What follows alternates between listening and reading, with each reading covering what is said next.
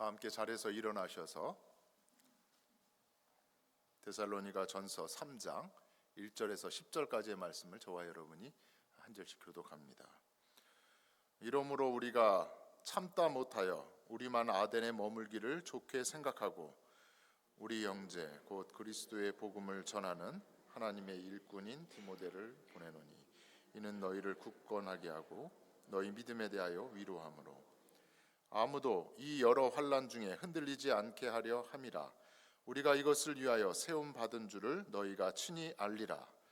우리가 너희와 함께 있을 때 장차 받을 환난을 너희에게 미리 말하였는데 과연 그렇게 된 것을 너희가 아느니라. 이러므로 나도 참다 못하여 너희 믿음을 알기 위하여 그를 보내었노니 이는 혹 시험하는 자가 너희를 시험하여 우리 수고를 헛되게 할까 함이니 지금은 디모데가 너희에게로부터 와서 너희 믿음과 사랑의 기쁜 소식을 우리에게 전하고 또 너희가 항상 우리를 잘 생각하여 우리가 너희를 간절히 보고자 함과 같이 너희도 우리를 간절히 보고자 한다 하니 이러므로 형제들아 우리가 모든 궁핍과 환난 가운데서 너희 믿음으로 말미암아 너희에게 위로를 받았노라. 그러므로 너희가 주 안에 굳게 선즉 우리가 이제는 살리라. 우리가 우리 하나님 앞에서 너희로 말미암아 모든 기쁨으로 기뻐하니 너희를 위하여 능히 어떠한 감사로 하나님께 보답할까. 주야로 심히 간구함은 너희 얼굴을 보고 너희 믿음이 부족한 것을 보충하게 하려 함이라. 아멘. 하나님의 말씀입니다. 말씀을 주신 하나님께 감사드립니다.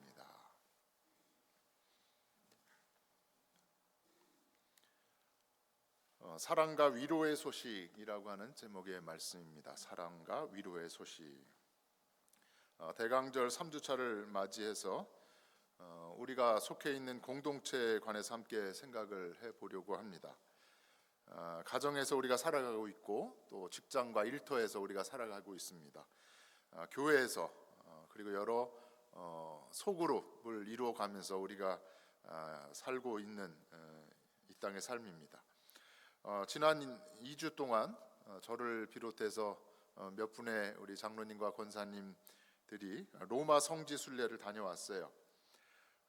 로마를 중심으로 해서 남쪽으로 한 2시간 정도 내려가면 베네딕토 수도원이 있는데 베네딕토 수도원도 방문을 하고 또 바울이 로마를 향하여 가겠다 의지적으로 이야기를 했잖아요. 로마가 이탈리아 그 반도의 첫 번째로 항구에 배를 정착해서 내린 보디올이라고 하는 항구도 저희가 다녀왔어요. 로마에서 한 2시간 아래에 있는 나폴리 가까운 곳에 있는 폼페이 멸망당한 폼페이 그 인근에 있는 보디올이라고 하는 도시도 다녀왔습니다.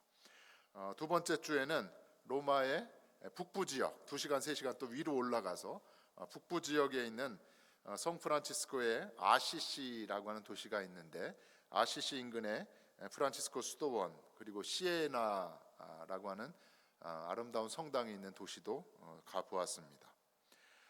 유럽 초기의 기독교 역사에 관해서 많은 것을 보고 배울 수 있는 역사적인 장소들이었습니다. 로마를 비롯해서 가는 도시마다 곳곳에 마을에 도시에 들어가자마자 멀리서부터 보이는 것이 큰 교회 건물이었습니다. 성당이지요. 이탈리아 대부분의 지역 사람들은 우리가 잘 알고 있듯이 카톨릭 신자입니다. 그러다 보니 그 교회를 중심으로 성당을 중심으로 마을 사람들이 도시의 사람들이 살아가고 있다라는 그런 생각을 제가 하게 되었습니다. 아시시에 도착을 했을 때 미국에서 간 팀이 10명이었고 한국에서 오신 분들이 18분이었는데 또 독일에서 목사님 부부가 또 오신 거예요. 그 이틀 동안 함께 하기 위해서 30명이 함께 아시시 성프란치스코의 그 생애를 둘러보고 있는데 자연스럽게 그 목사님들과 이야기를 나누면서 이탈리아에는 과연 기독교인이 몇 %나 될까?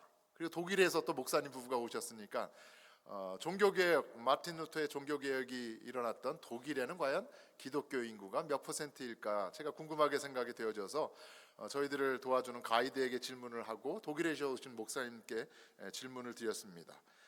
지금 뭐 통계적으로 얼마가 나와 있을 텐데 과연 몇 퍼센트입니까 했더니 가이드는 뭐 정확한 수치는 잘 모르는 것 같아요. 그러면서 90%가 넘는다라는 그런 이야기를, 이탈리아의 기독교 인구가, 그러니까 캐톨릭과 개신교 다 포함해서 90%가 넘는다. 꽤 많지요. 그럼 독일은 과연 몇 퍼센트입니까 하고 목사님께 여쭤봤더니 뭐 캐톨릭이 더 많긴 한데 캐톨릭과 개신교 합하면 한 70% 정도는 되지 않을까요? 기독교인 인구가. 사실 제가 와서 이제 인터넷으로 통계를 살펴보니까 90%, 70%는 훨씬 더 적어요. 그리고 최근에는 교회를 떠나는 사람들도 많이 있고 무종교인 사람들도 많이 있다라고 하는 언론의 기사들을 보았습니다.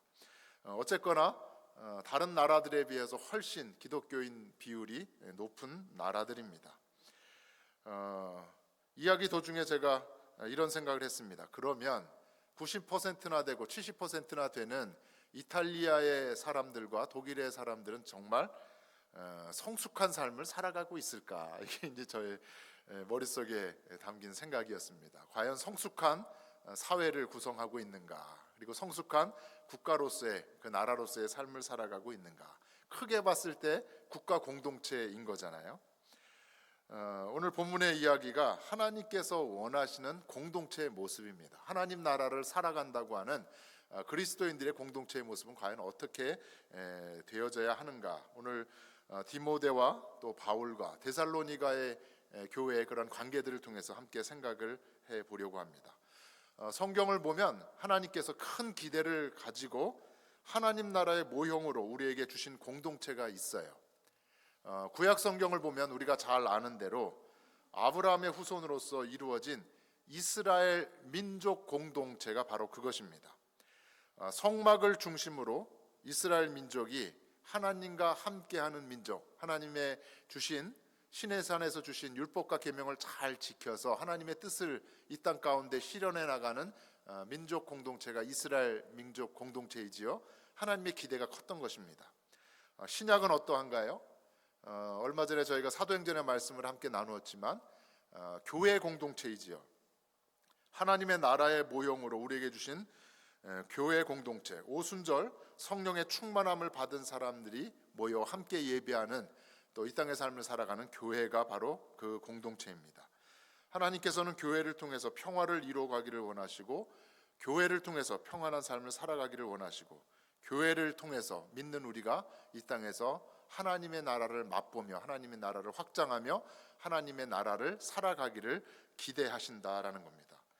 그래서 오늘 본문의 말씀을 통해서 신약에 나오는 여러 교회들이 많이 있는데 그 중에 가장 모범이 되는 교회 중에 하나인 데살로니가 교회에 대해서 함께 생각을 해보고자 합니다. 오늘 우리가 읽은 본문의 말씀은 영적인 아들이죠. 바울의 영적인 아들 디모데가 데살로니가 교회를 방문한 후에 데살로니가 교회에 관한 보고를 바울에게 하는 것입니다. 가보니까 데살로니가 교회 성도들이 신앙생활을 잘하고 있다. 그리고 데살로니가 교회가 잘 든든히 서가고 있다라고 하는 보고를 바울에게 해요. 여기에 대해서 바울이 데살로니가 교회에 보낸 편지의 내용이 오늘 우리가 읽은 데살로니가 전서 3장의 말씀이에요. 데살로니가 전서를 보면 바울이 데살로니가 교회 성도들을 얼마나 사랑했는지, 다른 어느 교회와 비교할 수 없는 특별한 사랑의 그 마음을 바울이 가지고 있다라는 것을 볼 수 있어요. 사도행전 16장을 보면 바울과 실라가 빌립보에서 감옥에 갇혀서 핍박을 당하는 이야기가 나오는데, 감옥에서 나온 이후에 암비볼리와 아볼로니아를 거쳐서 마침내 데살로니가에 이르러서 복음을 전하는 이야기가 나와요. 사도행전 17장 2절을 보면 바울이 데살로니가에서 새 안식일에 성경을 강론하면서 복음을 전했다라는 말씀이 있어요.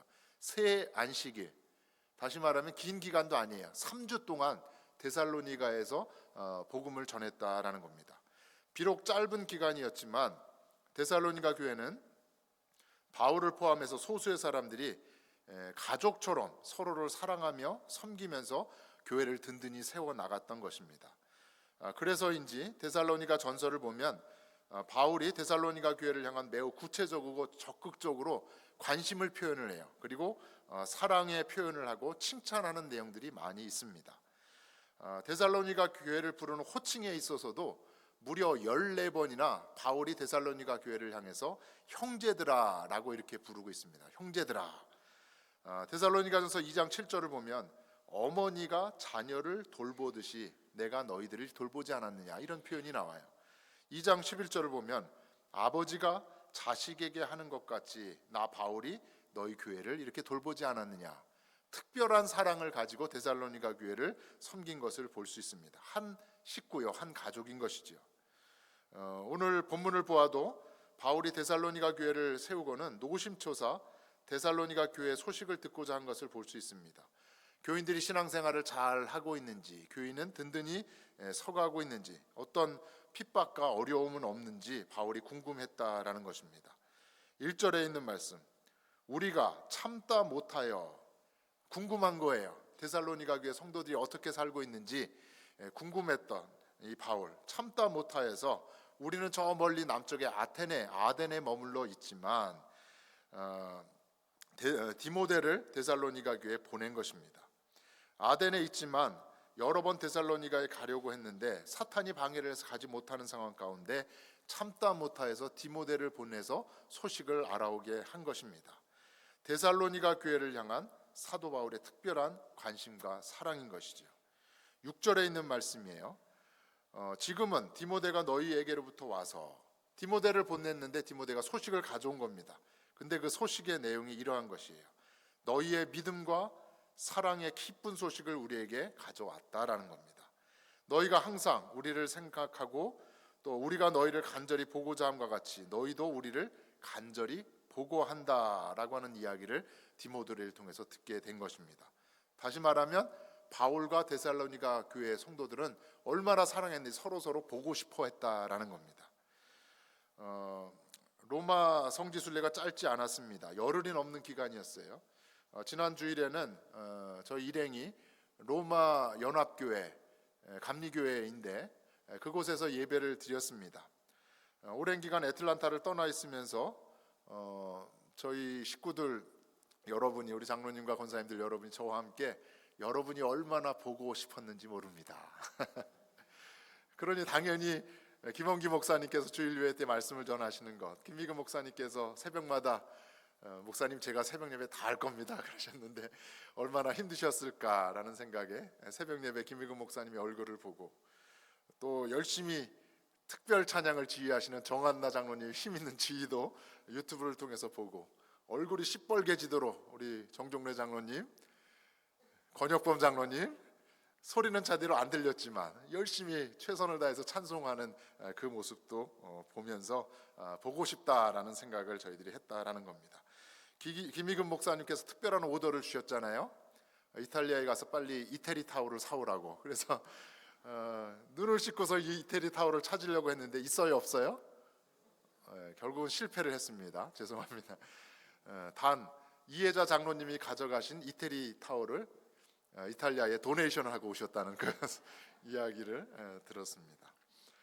보고 싶고 빨리 만나고 싶은 사랑의 공동체가 바로 우리 잔스크릭 한인 연합감리교회다라는 것입니다. 이번 로마 여행 특별했습니다. 바울과 베드로의 순교의 현장들을 그리고 기념교회들을 둘러보았고, 로마에 있는 기독교 초기 여러 순교자들의 목숨을 바쳐 신앙을 지키려고 했던 순교의 현장들을 방문을 했습니다. 베네딕토 수도원과 프란치스코 수도원을 방문해서 수도원 영성에 관한 것들을 보고 배웠습니다. 여행 중에 큰 감동과 많은 은혜의 순간들이 있었습니다. 목사님들이 걸어가면서 눈물을 훔치면서, 그러니까 한국에서 오신 분들 18분 중에 2분만 권사님이고, 그러니까 수도학교의 학생들이었더라고요. 다 목사님들, 사모님들이었어요. 사모님 2분과 14분의 목사님들이 함께 오신 거예요. 장로교 목사님들이 많으셨고 또 침례교 목사님들도 많으셨습니다.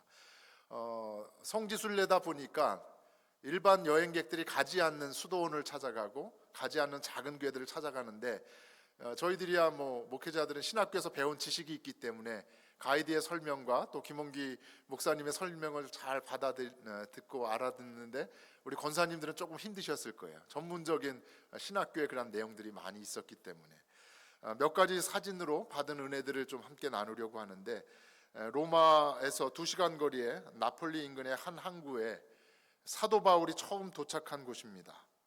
사도행전 29장 13절에 보디올이라고 하는 항구예요. 보디올에 첫 발을 내디딘 바울이 최종 목적지는 어디예요? 로마였잖아요. 로마를 향해서 올라갑니다. 두 번째 사진을 보면 아피아가도라고 하는 도로입니다. 고대 로마가 이런 잘 닦인, 두 번째 사진을 넘겨주세요, 신혜경 권사님. 당시의 고속도로인 거예요. 로마로부터 남동부에 있는 큰 도시까지 이어지는 돌이 많잖아요. 대리석을 비롯해가지고 화산지대다 보니까 또 단단한 돌들이 많이 있었는데 그 돌로 도로를 닦은 거예요. 모든 길은 어디로 통한다? 로마로 통한다. 사도 바울이 이 길을 걸어서 보디올에서부터 로마를 향하여 나아가는 것입니다. 이 아피아가도 옆에 A1이라고 하는 이탈리아의 일본 고속도로가 있잖아요. 저희는 버스를 타고 그 길을 달렸지만 2시간 만에 갔지만 사도 바울은 육로로 그 길을 아피아가도를 따라서 로마를 향하여 나아간 거잖아요. 사도행전 28장 13절 15절에 이러한 말씀이 있어요.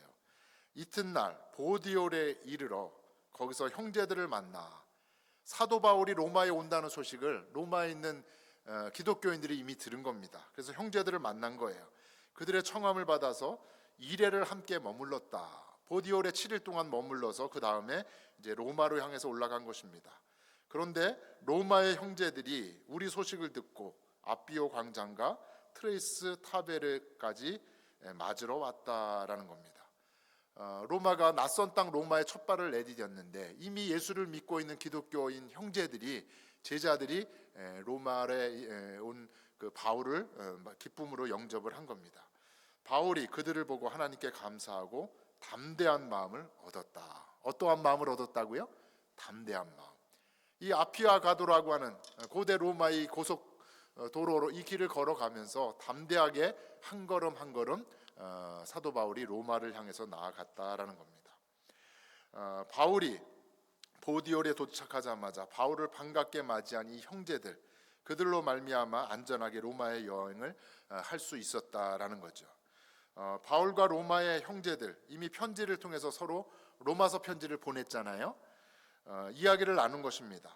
바울이 로마에 온다는 소식을 들은 로마의 그리스도인 형제들, 정성을 다해서 바울을 영접한 것입니다.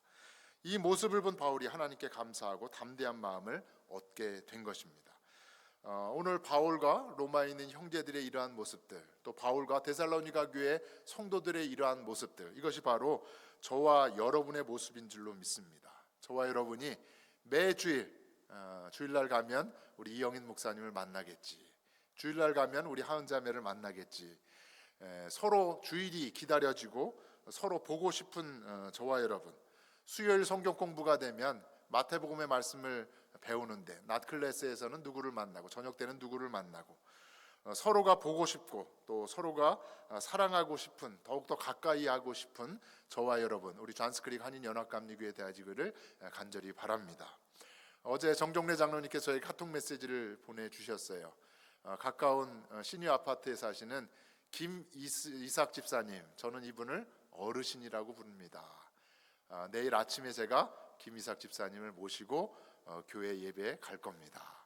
제가 밤새 김이삭 집사님이 오시면 제가 기쁨으로 맞이해야지, 혹시 휠체어가 필요하시면 제가 휠체어를 주차장까지 가지고 나가지, 그런 생각을 하고 있었는데 저 어디에 김이삭 집사님이 오셨어요.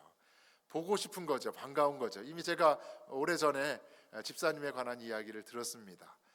시니어 아파트에 사시면서 집에서 예배를 드리지만 가장 가까운 우리 교회를 오고 싶어 하시는 그 마음이 있는데 그게 바로 오늘이 된 것입니다.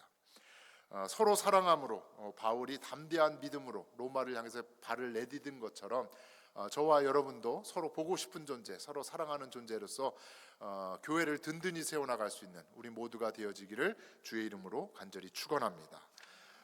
본문을 보면 마침내 바울이 디모데를 통해서 데살로니가 교회가 환난 가운데서도 올바르게 신앙생활을 잘 한다라고 하는 소식을 들었어요. 6절에 있는 앞부분의 말씀이에요. 디모데가 너희에게로부터 와서 너희의 믿음과 사랑의 기쁜 소식을 우리에게 가져왔다. 영어 성경에는 이렇게 되어 있어요. Timothy brought the 무엇을 가져왔어요? 굿뉴스를 가져왔다는 겁니다. 유앙겔리온, 굿뉴스. 데살로니가 교회가 신앙생활을 잘하고 있다, 교회가 든든히 서가고 있다라고 하는 굿뉴스를 디모데가 가져왔다라는 겁니다. 마치 복음을 듣는 것 같이 좋은 소식을 바울이 들었다라는 겁니다. 서로에게 기쁨의 존재가 되었다라는 것이지요. 이러한 사랑이 있었기 때문에 데살로니가 교회가 평안히 든든히 서게 된 것입니다. 로마서 5장 1절에 있는 말씀이에요. 우리 힘있게 함께 읽겠습니다. 그러므로 우리가 믿음으로 의롭다 하심을 얻었은즉 우리 주 예수 그리스도로 말미암아 하나님으로 더불어 화평을 누리게 되었다. 예수님을 이 땅에 내려 보내신 그 목적, 이유가 무엇인가요? 예수님을 믿음으로 말미암아 하나님과 멀리 떨어졌던, 죄로 말미암아 멀리 단절되었던 그 관계 화평하게 되었다, 화목하게 되었다. 그것을 위해서 예수님께서 이 땅에 인간의 몸을 입고 내려오셨다라는 겁니다. 예수님을 보내신 하나님의 마음은 뭐예요? 저와 여러분을 향한, 온 인류를 향한 하나님의 변함없는 사랑의 마음이었기 때문입니다. 죄인된 우리, 하나님과 단절되었던 우리 화목하게 하시기 위해서 예수님을 이 땅에 내려 보내셨다라는 겁니다. 하나님의 사랑이 있기 때문에 저와 여러분이 하나님과 화평을 누리게 된 것입니다. 사랑하는 성도 여러분, 대강절기를 보내면서 하나님의 사랑의 그 음성, 그 소식을 듣고 또한 세상 가운데 전할 수 있는 저와 여러분이 되어지기를 간절히 바랍니다. 또한 매일의 삶 속에서 하나님과 화목함으로 말미암아 친밀한 교제를 나누는 저와 여러분, 그래서 날마다 믿음과 사랑의 기쁜 소식을 하나님께 올려드리고 사랑으로 평안히 든든히 서가는 저와 여러분이 되어지기를 주의 이름으로 간절히 축원합니다. 오늘 본문을 통해서 또 한 가지 생각해 볼 것이 있습니다. 2절 이하의 말씀에 내가 디모데를 보낸다. 이는 너희를 굳건하게 하고 너희 믿음에 대해서 위로함으로 여러 환난 중에 흔들리지 않게 하려 함이라. 바울이 데살로니가 교회를 위로하고 격려하기 위해서 디모데를 보냈다라는 겁니다. 그래서 어떤 환난 가운데, 핍박 가운데 흔들리지 말라고 권면을 하고 있는 것입니다. 이러한 디모데의 방문과 바울의 권면은 데살로니가 교회에 큰 격려와 위로가 되었습니다. 그리고 이어지는 7절을 보면 이러한 말씀이 있어요. 3장 7절입니다. 함께 읽겠습니다. 이러므로 형제들아 우리가 모든 궁핍과 환난 가운데서 너희 믿음으로 말미암아 너희에게 위로를 받았느라. 데살로니가 교회는 디모데가 온 것을 통해서 또 바울의 사랑을 통해서 큰 위로를 받았는데 바울 또한 디모데가 가져온 좋은 소식을 통해서 위로를 받았다라는 겁니다. 데살로니가 전서 2장 17절을 보면 형제들아 우리가 잠시 너희를 떠난 것은 얼굴이고 몸만 떠났지 마음은 떠나지 않았다라는 겁니다. 바울의 마음은 늘 어디에 있다라는 거예요? 데살로니가 교회 너희들 가운데 있다라는 겁니다. 다시 말하면 바울은 어느 곳에 있든지 아덴에 있든지 고린도에 있든지 에베소에 있든지 어느 곳에 있든지 데살로니가 교회를 생각하면서 늘 걱정하고 염려를 했다라는 것이죠. 이러한 상태에서 디모데가 기쁨의 좋은 소식을 가져왔으니 얼마나 좋았는지 이것이 고통 가운데 있는 바울에게 큰 위로가 되었다라는 겁니다. 성지순례 중에 가장 많은 은혜를 받은 곳 중에 하나가 바울의 순교의 현장이었습니다.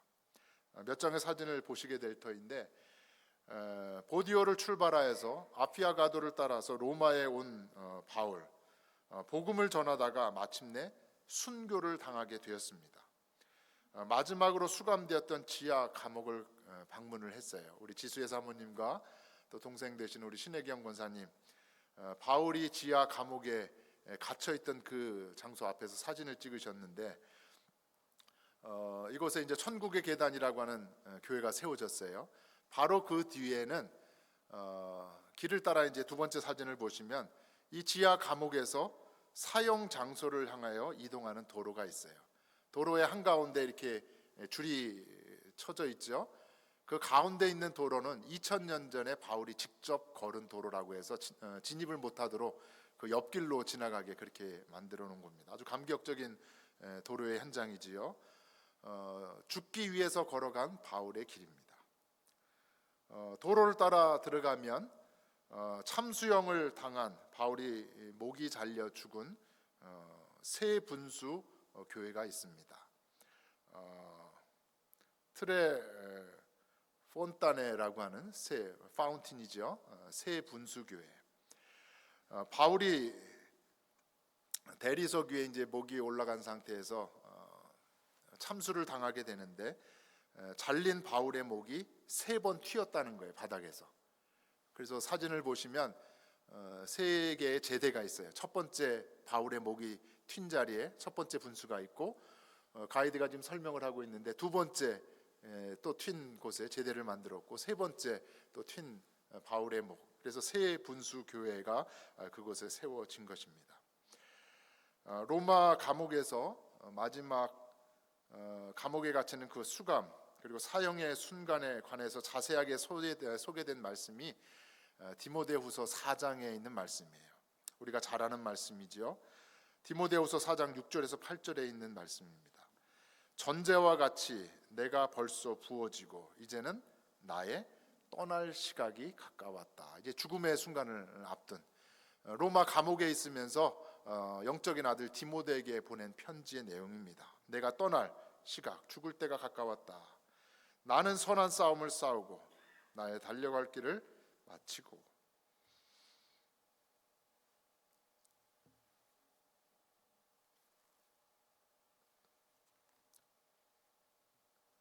믿음을 지켰다. 이제후로는 나를 위하여 무엇이 준비되었다? 의의 면류관이 준비된 것을 나는 믿는다. 지하 감옥에 갇힌 상태에서 바울이 디모데에게 이런 부탁을 했어요. 디모데후서 4장 13절에 내가 올 때, 여기 로마에 올 때 드로아 가보의 집에 내가 겉옷을 두었는데 그 겉옷을 가져와라.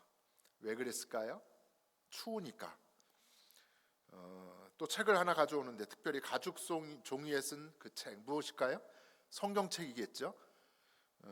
4장 21절에 너는 겨울 전에 어서 오라. 내가 지하 감옥에 이제 죽음을 앞두고 있는데 이 추운 가운데 있는데 겉옷도 가져오고 겨울이 되기 전에 오면 좋겠다.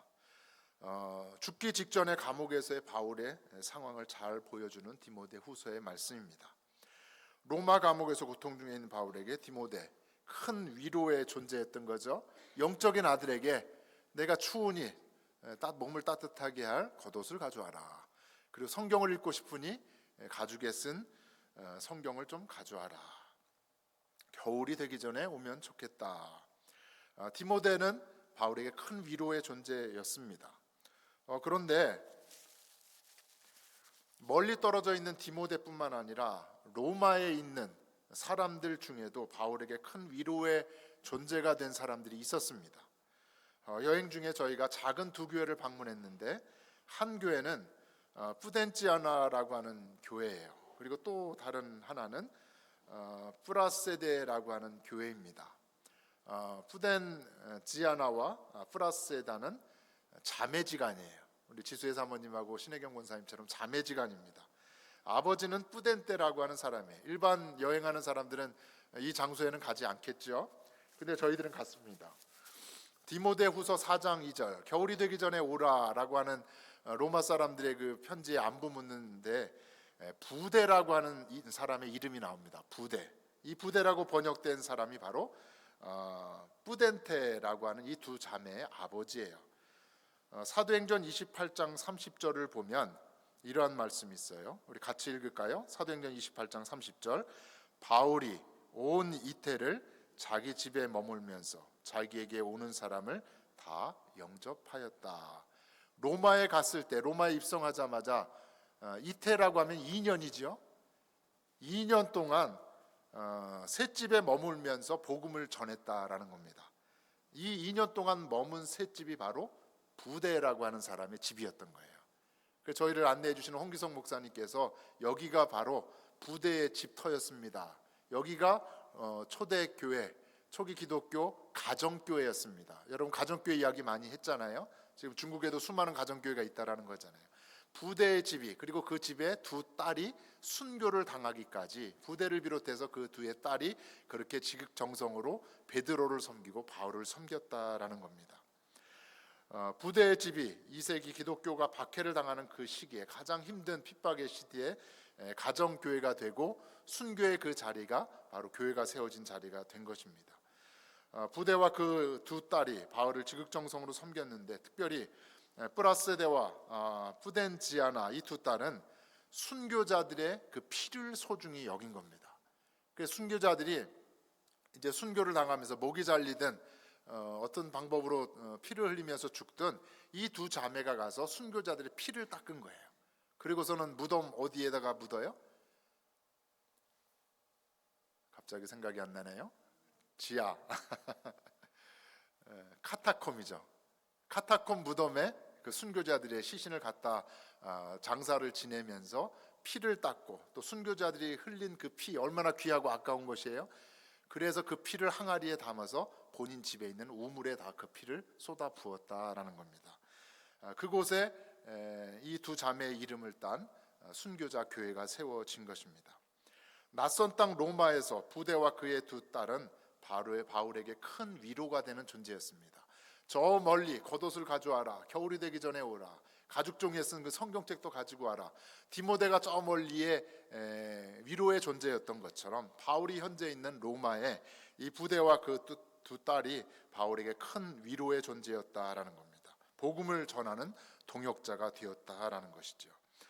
오늘 우리가 읽은 데살로니가 전서의 말씀, 바울과 데살로니가 교회가 이런 관계였다라는 겁니다. 서로 위로하고 위로받는 존재였다라는 것이에요.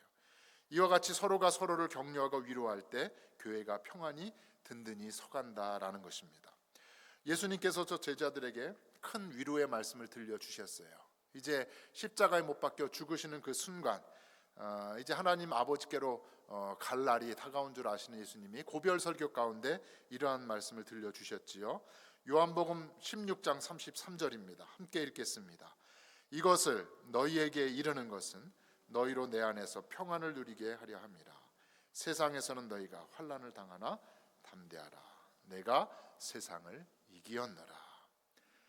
세상의 환난 가운데서도 예수님이 함께 하시면 평안을 누리게 될 것이다. 내가 없더라도 성령이 너희와, 보혜사 성령이 너희와 함께하면서 너희 가운데 평안을 주실 것이다.